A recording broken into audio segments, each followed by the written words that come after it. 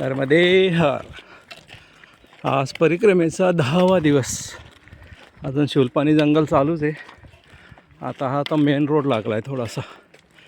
रात्री खप्पर मारला मुक्काम होता. पाण्याचा शॉर्टेज होता तिथं खूप. सकाळी फ्रेश व्हायला पण पाणी नव्हता म्हणून 4:45ला उठलो आणि 5:15ला तिथून निघालो. रस्त्यात तिथं एक ओढा होता, तिथं फ्रेश झालो. जिथं थांबलो होतो तिथं एकदमच खूप गरीब लोक होते ते. त्यांच्याकडे एक नर्मदे हर बेटा, एक गाढव, एक बैल आणि एक गाय होती. गाढव कशासाठी म्हणतात तर पाणी आणायसाठी. खालून ओढ्यावरून 1 किलोमीटर खाली उतरून दोन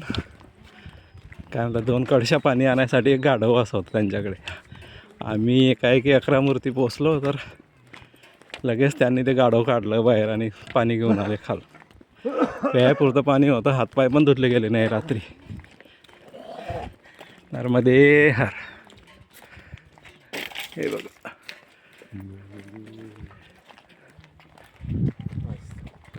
अमोल महाराज पुढं पळाले. काल 4 जण निघालो होतो, 4पैकी 2 राहिलो आम्ही आज.